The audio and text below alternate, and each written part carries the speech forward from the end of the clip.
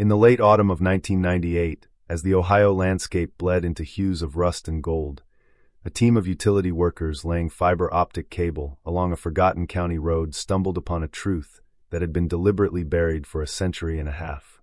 Their trenching machine struck something solid, something that was not rock.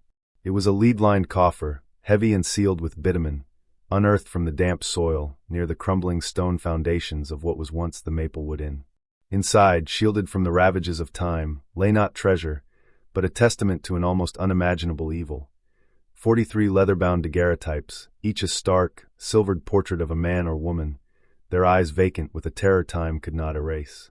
And beneath them, a single thick journal, its pages filled with a precise, elegant script that chronicled a litany of horrors. For over 150 years, the state of Ohio, in a desperate act of institutional self-preservation, had sealed the records of this case, suppressing the full, monstrous story of the Whitmore sisters and their secluded inn. The official narrative was a sanitized fiction, a brief, ugly tale of robbery and murder on the frontier. But the journal, now authenticated, and the newly unsealed corroborating documents tell a different story. They speak not of simple greed, but of a twisted, possessive love, of a meticulously engineered system of slaughter, and of an evil so profound it was purposefully erased from the pages of history. They tell the truth of the 43 lost souls of Maplewood Inn. If you believe you have the fortitude to face the darkness that lies beneath the veneer of American progress, a darkness that questions the very nature of sanctuary and faith, then stay with us. If not, we urge you to turn back now. What you are about to hear is a story that the powerful decided you should never know, a conspiracy of silence that has held for generations. Tonight, that silence is broken. This is the story of Eliza and Abigail Whitmore, their love, and the carefully harvested souls they collected within the welcoming walls of their home. A home that was, in fact, a perfectly designed abattoir for the hopeful and the unwary, a place where the American dream went to die, one traveler at a time, leaving behind nothing but a silver photograph and a name entered into a ledger of the damned. The truth has a way of rising from the earth, and the full, unvarnished account of what transpired in that lonely corner of Ohio in 1847 is a haunting reminder that the most terrifying monsters are not those that hide in the shadows, but those who greet you with a pious smile and an open door, inviting you into a warmth that is really the heat of a furnace waiting to consume you. The story begins, as so many tragedies do, with a promise of hope. To understand the magnetic, deadly pull of the Maplewood Inn, one must first understand the world from which its victims came. The Ohio of 1847 was not the placid heartland of today. It was a liminal space, a turbulent frontier poised between the settled civilization of the East and the vast, untamed promise of the West. It was a landscape of dense, primordial forests, of muddy, often impassable roads, and of profound isolation. For the countless pioneers, the new immigrants from Germany and Ireland, the solitary land speculators, and the hopeful families journeying toward Oregon or California, Ohio was a grueling crucible. A journey of a few hundred miles could take weeks, fraught with peril from disease, accidents, and the sheer, soul-crushing exhaustion of westward travel. In this unforgiving environment, a proper inn was more than a mere convenience. It was a beacon of survival. It was a sanctuary, a fragile outpost of order and comfort in a world of chaotic uncertainty. And no one shone more brightly in the traveler's imagination than the Maplewood Inn. Situated on a key westward thoroughfare, it was a handsome, two-story structure of white-painted timber and sturdy fieldstone, with a wide, welcoming porch and chimneys that always seemed to be puffing gentle plumes of hickory-scented smoke. To the weary traveler, emerging from the dense, intimidating forest, the first sight of the inn was like a vision of paradise. Manicured gardens, impossibly lush and vibrant, surrounded the property. The scent of baking bread and fresh lavender wafted from its open windows, a promise of Christian charity and domestic tranquility. It was an island of cleanliness, piety, and order in a sea of mud and wilderness. Its reputation, carefully cultivated and spread by word of mouth along the pioneer trails, was impeccable. It was a place of restorative peace, known for its soft beds, its hearty meals, and above all, for the gracious hospitality of its proprietors, the Whitmore Sisters. They had built this place, so the story went, with their own inheritance after being orphaned in their youth, creating a monument to resilience and faith. For the traveler, bone-tired and spiritually drained, the Maplewood Inn was the physical embodiment of safety. It was a place to lower one's guard, to count one's money in private, to write a letter home, and to dream of the prosperous future that lay just a few more weeks down the road. This carefully constructed facade was the most crucial element of the sisters' monstrous enterprise. It was a web, spun not of silk, but of comfort and trust, and it was lethally effective. For what no one could know was that the very sanctuary they had sought was, in fact, the engine of their destruction, and the peace they felt upon crossing the threshold was merely the calm before a meticulously planned and executed finality. They were not guests, they were harvest.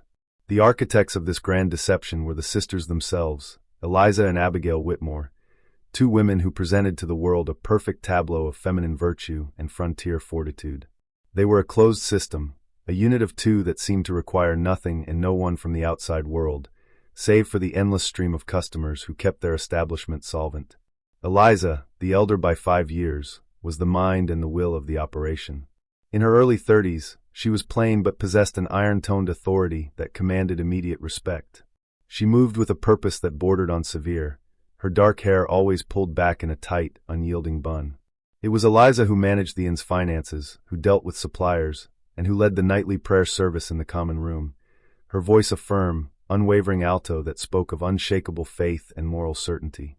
Travelers and locals alike saw her as a pillar of the community, a stern but fair matriarch who had carved out a respectable existence in a man's world. She was the charismatic leader, but her charisma was not one of warmth. It was one of absolute, unimpeachable competence. Abigail, the younger sister, was the inn's heart, its gentle, smiling face. Where Eliza was severe, Abigail was serene. She was regarded as a quiet beauty, with pale, luminous skin and hands that were always busy, tending her famous rose garden, kneading dough in the kitchen, or stitching a torn garment for a grateful guest. It was Abigail who greeted new arrivals, her smile a balm for the weary soul. She had a gift for listening, for drawing out the stories, hopes, and fears of the lonely travelers who sat at her dinner table. She was the gentle deceiver, luring victims not with overt seduction, but with a disarming kindness that felt like a sister's or a mother's love. She made them feel seen, safe, and cherished. This apparent dichotomy was, of course, a calculated performance. In private, their roles blurred. Theirs was a love that had curdled into a pathology, a codependency so absolute that it defined their entire existence. Orphaned by cholera a decade prior, they had clung to one another, forging a bond that saw the outside world as a constant threat, a source of contamination to their perfect, insular union. The inn was not a business, it was their fortress. And completing their unholy trinity was Jedediah Thorne, the inn's handyman. A hulking, silent man with a brutish aspect, he was their enforcer. He kept the grounds, chopped the wood, and performed the heavy labor the sisters could not. He was utterly loyal, bound to them by some unspoken debt or shared secret from the past. To the outside world, he was just a simple-minded rustic. In reality, he was the muscle of their operation, the final, terrifying instrument of their will. Together, these three formed a self-contained syndicate of evil, presenting a facade of piety and charity, while privately orchestrating a campaign of systematic extermination within the very walls that were supposed to offer salvation. For years, the machine ran flawlessly. The transient nature of the population on the frontier was the perfect cover. People went missing all the time. They succumbed to illness, were set upon by bandits, or simply gave up and turned back. The disappearance of a lone traveler, especially one with few ties, would scarcely raise an eyebrow. The local sheriff, a portly and indolent man named Brody, was a frequent guest at the sisters' dinner table, and was more than happy to accept their generous donations to the county coffers in exchange for his willful blindness. He saw the Whitmores as the civilizing heart of his unruly jurisdiction, and the idea of investigating them would have been as absurd as investigating the church pastor. But even the most perfect system eventually develops a fracture. The first crack in the facade of Maplewood appeared in the spring of 1845, with the arrival of a man named Carl Schmidt. He was a young German immigrant, a watchmaker by trade, traveling to join his brother in Cincinnati. He was precisely the sort of victim the sisters preferred. Alone, carrying his life savings in a money belt, and with a limited command of English that made him seem both vulnerable and isolated. He stayed at the inn for 2 nights, enchanted by Abigail's kindness and impressed by Eliza's efficiency. He wrote a long, glowing letter to his brother, describing the inn as an anchor of God in a wild land, and posted it from the nearby town. Then, Carl Schmidt vanished from the earth. 2 months later, his brother, Heinrich, having received the letter but not his sibling, traveled to Maplewood himself. He was a different sort of man than Carl, sharp, questioning, and persistent. He presented Eliza with his brother's letter. Eliza was the picture of concerned sympathy. She remembered the young man well, she said.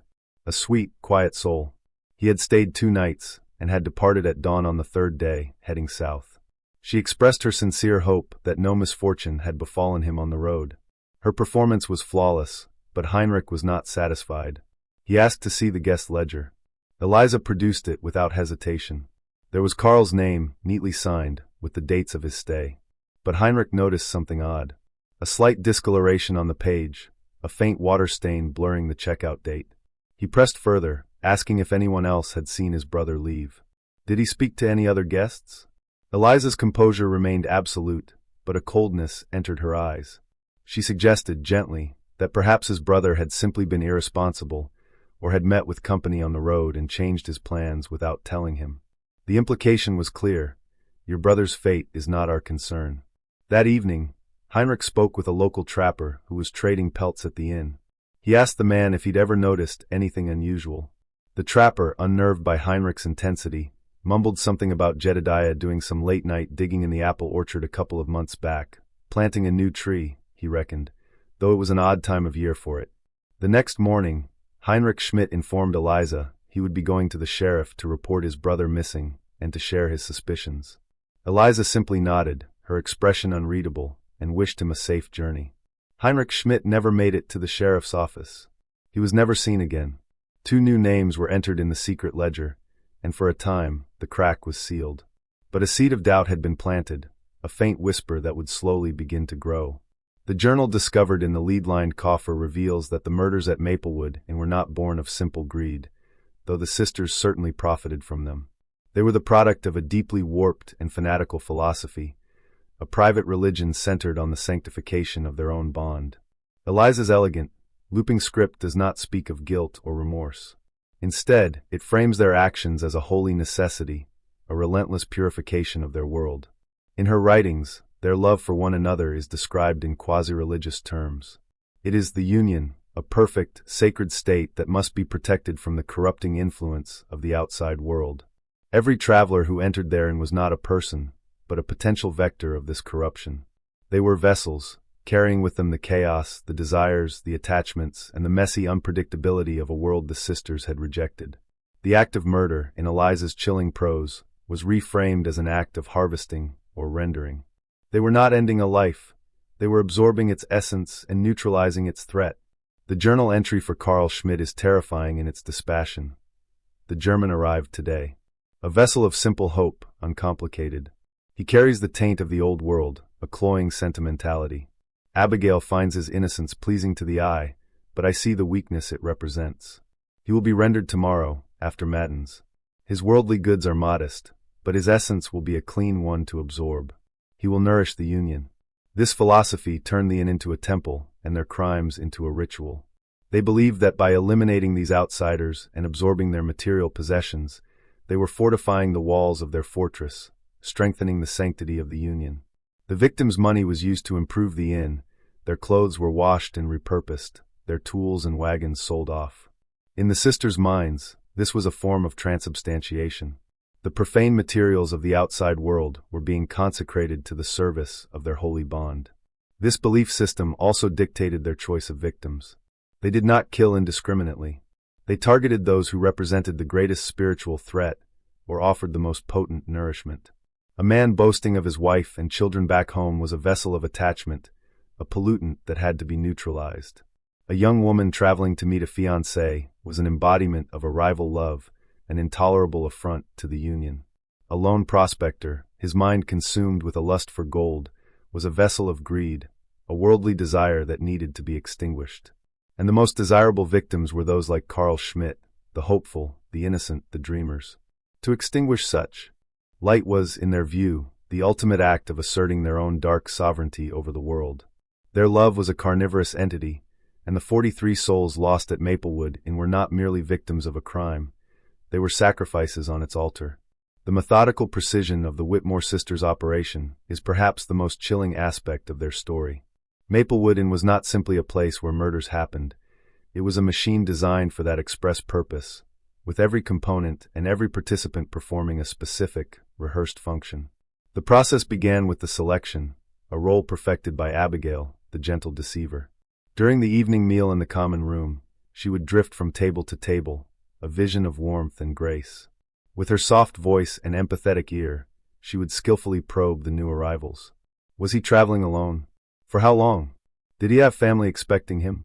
Where was he from, and where was he bound? Her questions were cloaked in the guise of simple, friendly interest, but they were a clinical assessment of risk. The ideal target was a solitary traveler, far from home, with no immediate connections, and carrying a reasonable amount of cash or valuable goods. Once a vessel was selected, Abigail would convey the decision to Eliza with a subtle, prearranged signal, the placement of a particular wildflower in the small vase on the target's table. From that moment, the victim was marked for harvesting. The second stage, the preparation, fell to Eliza, the practitioner. Her expertise lay in herbalism and chemistry, knowledge she presented to the world as a skill for crafting remedies for weary travelers. In reality, she maintained a small, hidden apothecary in the cellar where she compounded potent sedatives and paralytics from sources like foxglove, hemlock, and jimsonweed. On the night of the harvest, the selected victim would be served a special cup of chamomile tea or a glass of elderberry wine, laced with one of Eliza's colorless, odorless concoctions. The drug would not kill, but would induce a deep, stuporous sleep or a state of near-total paralysis, rendering the victim helpless. The final stage was the rendering, and it was a task shared by Eliza and Jedediah, the enforcer. Under the cover of darkness, while the rest of the inn slept soundly, Jedediah would transport the incapacitated victim from their room to a specially prepared chamber in the deep stone cellar. This room was soundproofed with thick quilts and featured a large, slate-lined table with a drainage channel, a makeshift altar for their ritual. It was here that the final brutal act was committed, usually by exsanguination, a method Eliza deemed clean, and which left minimal mess. Jedediah's role was brute force and disposal. After the victim was dead and stripped of all possessions, he would wrap the body in canvas and carry it out to the apple orchard under the moonless sky, burying it deep in a pre-dug grave. The rich, dark soil of the Ohio Valley, which gave life to the sisters' beautiful gardens, also served as the final, unmarked resting place for their victims. The entire process was a ghastly parody of hospitality. A guest was welcomed, fed, made comfortable, and then processed, their existence systematically erased, their material worth absorbed into the fabric of the inn, and their body used to fertilize the very trees that provided the sweet apples for Abigail's famous pies. It was a cycle of perverse sustainability, a closed loop of death that ran silently and efficiently for years. The atmosphere within the walls of Maplewood Inn, for those with the sensitivity to perceive it, must have been one of profound and unsettling dissonance. On the surface, there was light, warmth, and piety. The air smelled of beeswax and baking spice. The tick of the grandfather clock in the hall was a steady, reassuring heartbeat. Abigail's quiet humming could often be heard from the kitchen, a gentle counterpoint to the rustle of scripture pages as Eliza read by the fire. Yet, beneath this veneer of tranquility, a palpable dread coiled. It was a house that held its breath. Guests who stayed for more than a night might have noticed the subtle oddities, the small inconsistencies that hinted at the dark machinery operating just beneath the surface. They might have observed the way the sisters communicated, with fleeting glances and barely perceptible nods, a silent language that excluded all others. They might have wondered why the door to the cellar was not just locked, but fitted with a heavy, iron bolt, more suited to a prison than a pantry. A guest awake in the dead of night might have heard the muffled thud of Jedediah's spade in the orchard, or caught a strange, coppery scent mingling with the sweet smoke from the smokehouse. There was also the matter of the recycled goods. A traveler might feel a strange sense of familiarity upon seeing a handsome coat on a peg, one that looked remarkably like the one worn by a man he'd shared a brief conversation with a month prior down the road. A woman might admire a silver locket worn by Abigail, unaware it had been pried from the neck of a young bride-to-be who had checked into the inn weeks before and never checked out. These items were ghosts, haunting the inn in plain sight, their stories known only to the sisters. The most macabre ritual, however, was the creation of the daguerreotypes. After each harvesting, before the body was disposed of, Eliza would perform one final act. Using a small, hidden camera, she would take a post-mortem photograph of the victim. This was not an act of remembrance, but one of ownership. It was the ultimate assertion of their power, capturing the final, vacant stare of the vessel they had emptied. These silver plates were their trophies, a secret congregation of the dead, stored in the lead coffer like a collection of entombed butterflies. They were a visual record of the Union's triumphs, proof of their dominion over the outside world. The psychological pressure of maintaining this elaborate lie must have been immense, yet the sisters showed no signs of strain. Their shared pathology was their strength. They lived within a story of their own making, a narrative so powerful and all-encompassing that it became their reality. The inn was their stage, the guests were transient actors, and the play was a repeating tragedy of which only they knew the ending. Into this perfectly calibrated world of death and deception walked Silas Kane. He was not a lawman, not anymore. The brutal, chaotic violence he had witnessed as a young Texas Ranger had scoured the idealism from him, leaving behind a man who was quiet, observant, and deeply skeptical of the world's pretenses. He had retired to a small farm in Pennsylvania, seeking a peace that always seemed to elude him. That fragile peace was shattered in the late summer of 1847 by a silence. His younger brother, Daniel, a bright, optimistic soul who embodied everything Silas was not, had set off for the Oregon Territory.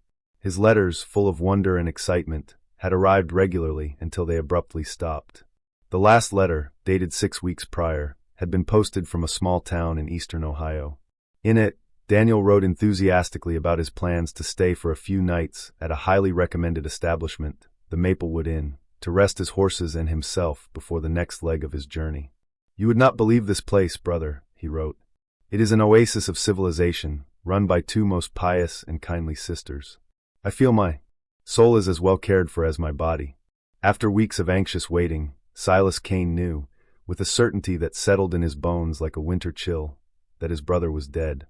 He was not a man to trust in official channels or the platitudes of a country sheriff. He packed a single saddlebag, saddled his horse, and rode east, back into the world he had tried to leave behind. He was not an agent of the law, he was an agent of a personal and unwavering justice. He was an avenging ghost, moving toward the place where his brother's bright light had been extinguished. He arrived at Maplewood not as a grieving brother, but as a prospective land surveyor named Mr. Stone, a man of few words with a professional need to be in the area for an extended period. His quiet demeanor and apparent lack of curiosity made him the perfect long-term guest, one who could observe the inn's rhythms without attracting undue attention. He was the catalyst, the external variable that the sisters' closed system had never anticipated. He was an outsider who, unlike the others, was not looking for sanctuary. He was looking for a seam in the fabric of their perfect world, and he had all the patience in the world to find it and tear it wide open. Silas Kane settled into the routine of Maplewood and like a shadow. He paid for his room a month in advance, a gesture that earned him a rare, approving nod from Eliza. He spent his days ostensibly surveying the surrounding woodlands, but his true work began at dusk.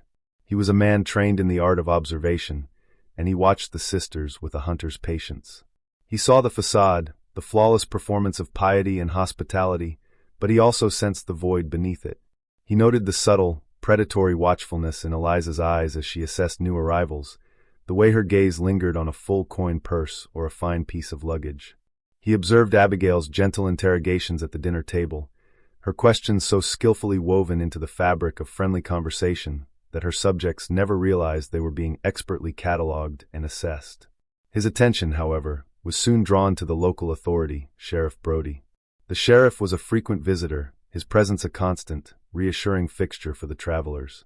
He would sit on the porch, laughing loudly at one of Eliza's dry witticisms, his plate piled high with food from Abigail's kitchen. Kane saw him not as a guardian of the law, but as a well-fed dog, content and incurious. Brody's praise for the Whitmore sisters was effusive and constant, a public endorsement that effectively shut down any potential complaints before they could even be voiced. The sheriff was their first and most important line of defense, a wall of complicit authority that insulated them from any official scrutiny. Kane knew that approaching Brody with his suspicions would be worse than useless. It would be a death sentence. It would alert the sisters that they were being watched, and he would likely end up like his brother, another patch of disturbed earth in the apple orchard. So Kane played his part, a quiet, unassuming surveyor, biding his time, gathering the dissonant notes that would eventually compose a symphony of horror. He was mapping not the land, but the geography of their evil, and he was beginning to understand its terrifying and intricate design. His grief for his brother had long since cooled into a cold, hard resolve. He was no longer just searching for what happened to Daniel. He was hunting the architects of his disappearance. And he could feel, in the unnatural stillness of the inn at midnight, that he was getting closer to the heart of their darkness. Kane's investigation proceeded in the quietest hours of the night. While the inn slept, he moved like a phantom, his past as a ranger serving him well in the art of silent reconnaissance. He began with the grounds, pacing out the perimeter and creating a detailed map in a small, coded notebook. His nightly explorations soon led him to the apple orchard behind the main house. It was a beautiful, well-tended place, but Kane's trained eye saw what others missed. The ground was uneven. Beneath the neatly scythed grass, he could discern a pattern of subtle depressions and mounds, too orderly to be natural. One night, under a sliver of moon, he used a thin metal rod, a surveyor's tool, to probe the earth in one of the more recent-looking depressions. A few feet down, it struck something that was not rock. It was soft. A wave of cold fury and grief washed over him, but his face remained a mask of calm. He had found Daniel's graveyard. His focus then shifted to the hulking handyman, Jedediah. Kane recognized him as the enforcer, the simple but essential cog in the machine. He began to spend time at the local tavern, a place the sisters surely forbade Jedediah from frequenting. Kane would buy him whiskey, listening patiently to the man's rare and disjointed ramblings.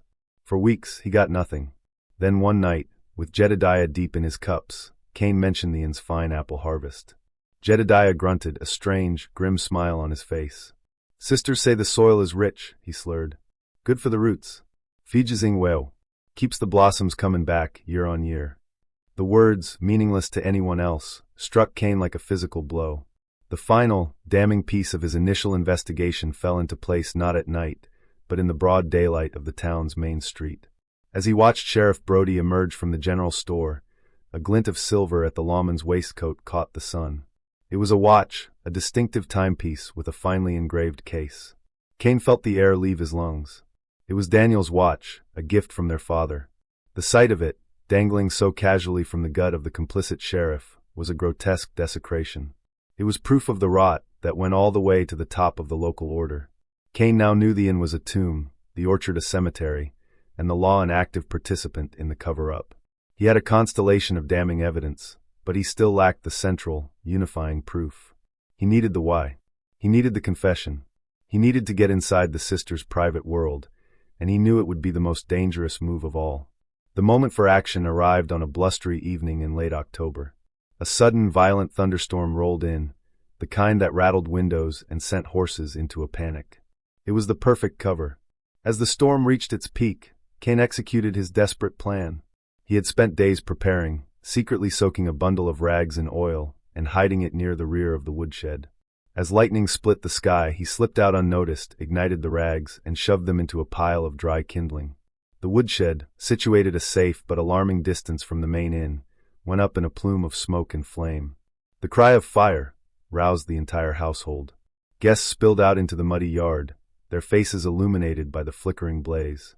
Eliza was a pillar of command, directing Jedediah and the male guests to form a bucket brigade from the well.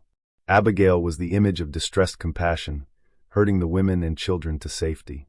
In the choreographed chaos, no one noticed the quiet surveyor, Mr. Stone, slip back into the now empty inn. He moved with swift, silent purpose, heading straight for the second floor, to the sisters' private quarters, the one place in the inn that was always kept locked. The lock was old and simple, and it yielded to his tools in seconds. The room was unnervingly neat, Spartan, and dominated by a large, intricately carved cedar chest. It was the only object in the room that spoke of sentiment or value. Kane knew it was his target. He pried open the lid. Inside, there were only neatly folded linens and the scent of dried lavender. For a heart-stopping moment, he thought he was wrong. But his fingers, tracing the bottom of the chest, found the telltale seam of a false bottom. He worked it open, and there it was, the lead coffer. He lifted the heavy lid, and the first thing he saw was the stack of daguerreotypes, their silver faces staring up at him from the past. He saw his brother's face among them, his eyes open and empty. He pushed them aside, his hands trembling for the first time, and lifted out the journal. He opened it to a random page. The script was beautiful, the prose chillingly articulate. A passage, dated the day after his brother's arrival, leaped out at him. The new vessel, Daniel, is a font of pointless optimism, a true believer in the empty promise of the West. His light is an irritant. Abigail feels a pang of what she mistakes for pity, a weakness we must purge. Tonight, we will render him. His fine watch will please the sheriff. His hope will be absorbed into our foundation, and the Union will be stronger for having extinguished such a foolish fire. And here we must pause. For what Silas Kane held in his hands was not merely evidence of a crime, but a philosophical treatise on evil itself, a document that challenges our most basic assumptions about human nature. Are you still with us? Because from this point forward, the story descends into the mechanics of justice and the even deeper darkness of its perversion. Clutching the journal and his brother's daguerreotype, Silas Kane slipped out of the inn and into the storm-lashed night. He did not go to his room. He did not wait for the fire to be extinguished. He went straight to the stables, saddled his horse, and rode out into the tempest, leaving the fictional Mr. Stone and all his belongings behind. He knew that the moment Eliza discovered the missing coffer, his life would be forfeit. He bypassed the local town entirely, knowing Sheriff Brody's office was not a sanctuary, but an antechamber to the grave. He rode east, toward the state capital of Columbus, a grueling 3-day journey through mud and rain, pushing himself and his horse to the limits of their endurance. He slept for only an hour at a time. The horrifying words of the journal burned into his mind. He arrived in Columbus, haggard and mud-caked, and went directly to the office of the state attorney general, a man named Thomas Ewing, known for his sharp mind and incorruptible reputation. The clerks tried to turn him away, but Kane's sheer, desperate intensity got him through the door. In Ewing's office, he did not speak of his grief. He laid out the evidence with the cold precision of a ranger. He presented the daguerreotype of his brother, then the journal. He opened it to the entry detailing Daniel's murder and the subsequent gift of his watch to the local sheriff. He described the uneven ground of the apple orchard. Ewing, a man accustomed to the raw brutalities of the frontier, listened in stunned silence, his skepticism melting away as he read the meticulous, damning prose of Eliza Whitmore. This was not the work of common highwaymen. This was something different, something organized, systematic, and pathologically evil. Within hours, the Attorney General had acted. Bypassing all local channels, he dispatched a troop of 20 state militiamen, heavily armed and under the command of a trusted captain, with a warrant for the arrest of Eliza and Abigail Whitmore and for a full search of the Maplewood and property. They rode hard, with Silas Kane guiding them. They arrived at the inn just after dawn, a week after Kane had fled. The scene was one of surreal calm.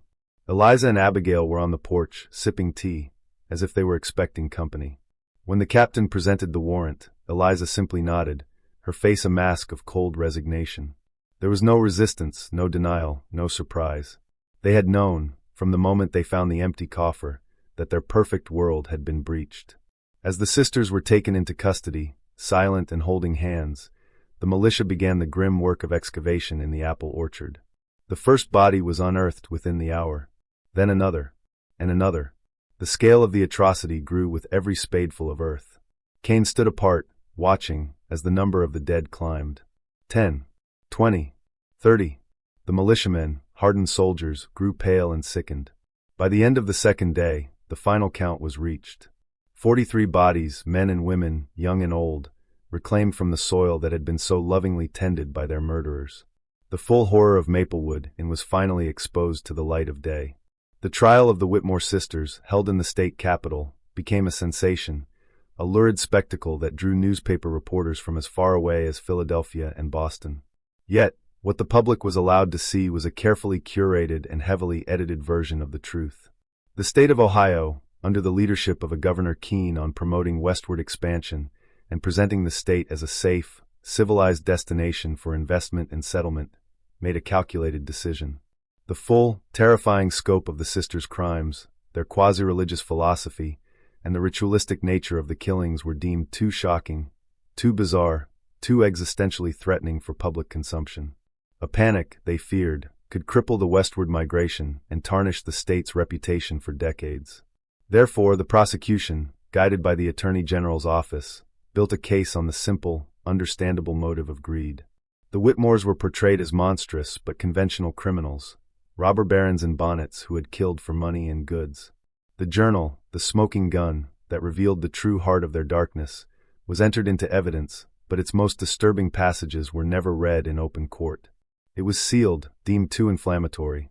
The post-mortem daguerreotypes were presented only to the jury, who were sworn to secrecy about their full, horrifying nature.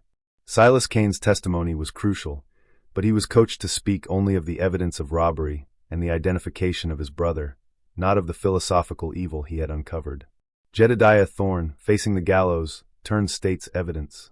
His confession, stripped of any mention of harvesting or the Union, painted a simple picture of him as a terrified accomplice to two greedy, homicidal women. Throughout the trial, Eliza and Abigail remained a silent, inscrutable pair. They refused to testify. They sat side by side, occasionally exchanging a look or a reassuring touch of the hand, their bond seemingly unbroken by their public disgrace. They listened to the testimony against them with an air of detached indifference, as if the proceedings were a trivial play about someone else's life. The verdict was a foregone conclusion. They were found guilty on all counts. As the judge sentenced them to death by hanging, Eliza finally spoke, her voice clear and steady, devoid of fear or remorse. Looking not at the judge but at her sister, she said, "Our union is eternal. This changes nothing." They were hanged a month later in the prison yard, holding hands until the very last moment. To the world, it was the end of a sordid chapter of frontier crime. Justice had been served. But for the few who knew the full story, it was the beginning of a conspiracy of silence. With the execution of the Whitmore sisters, the official story was closed. But the true, deeper crime, the deliberate erasure of the truth, was just beginning. The state, having successfully navigated the trial without revealing the more disturbing elements of the case, now moved to bury the evidence forever. Governor Bebb, citing the need to protect public order and prevent the spread of morbid sensationalism, signed an executive order classifying the entirety of the Whitmore case files as a matter of state security. The journal, the 43 daguerreotypes, the detailed militia reports from the excavation, and the unedited transcripts of Jedediah's and Kane's initial statements were packed into the lead coffer, sealed, and consigned to a deep vault in the state archives, not to be opened for 150 years. The official narrative was cemented. The Whitmore sisters were an anomaly, a pair of greedy, murderous spinsters. The story of the Union and the harvesting was expunged.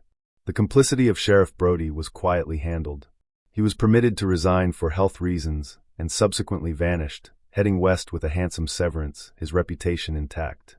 The state could not afford for the public to know that its own appointed lawman had been a beneficiary of the murders. The final act of this systemic cover-up was the destruction of the crime scene itself. One moonless night, about a month after the hangings, the Maplewood burned to the ground in a fire of mysterious origin. The official cause was listed as arson by persons unknown, likely vigilantes, but Silas Kane, who remained in Ohio long enough to see the final act play out, knew better. He saw it as the state tidying up, destroying the last physical remnants of a story it desperately wanted to forget.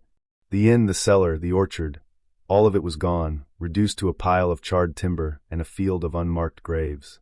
History was not merely written by the victors, it was being actively cleansed by them. The 43 victims were given a proper burial in a mass grave at a local churchyard, but their individual stories, their hopes, and the unique horror of their final moments were lost, subsumed into a sanitized, manageable tragedy. The truth of Maplewood had been deemed too dangerous to live.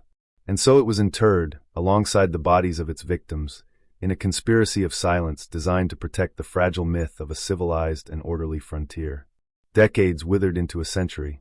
The site of the Maplewood was reclaimed by the wilderness. The charred foundations were swallowed by ivy and poisoned sumac, the once productive orchard turning into a tangled thicket of gnarled, fruitless trees. But a story like that of the Whitmore sisters does not truly die. It seeps into the soil. It becomes part of the land itself. The official, sanitized history faded from memory, but a darker, more fragmented version survived in the whispers of local folklore. The tale became a ghost story, a cautionary fable told around winter fires. They were no longer called the Whitmore sisters in these legends, but the Orchard Sisters, or the Weeping Women of the Westering Road. It was said that on moonless nights, you could see two spectral figures, holding hands, wandering the tangled woods where the inn once stood, eternally searching for new guests. The land itself was said to be cursed, a place where new crops would fail and animals would sicken. The story, stripped of its factual skeleton, survived as a feeling, an atmosphere of profound and lingering evil. This legacy is the true horror of the Maplewood Inn.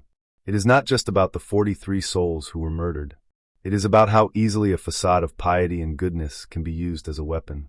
It is about the terrifying power of an insular, fanatical belief system, be it a cult, a political ideology, or the pathological love of two sisters, to dehumanize outsiders and justify any atrocity. It is a stark reminder of institutional cowardice, of how quickly authorities will choose to bury an inconvenient truth rather than confront a threat to their power or reputation. The love of Eliza and Abigail Whitmore was a cancer. It created a world for two that could only be sustained by consuming the world of others. The story of Maplewood Inn is a uniquely American Gothic tale, a dark mirror held up to the cherished myths of frontier optimism and manifest destiny. It suggests that for every dream of a new life in the West, there was a corresponding nightmare, a toll to be paid, and that the deepest darkness can be found not in the wild, untamed forest, but behind the welcoming door of a civilized home. The story of the Whitmore Sisters is not just a tale from a forgotten century. It is a warning. It is a testament to the secrets that lie buried all around us, in the foundations of our towns and in the sealed archives of our history. Look around your own community. What truths lie buried beneath the monuments? What local legends whisper of a history far darker than the one you were taught? Let us know in the comments where you're watching from, and what forgotten stories haunt your corner of the world. Subscribe, for the search for truth never ends.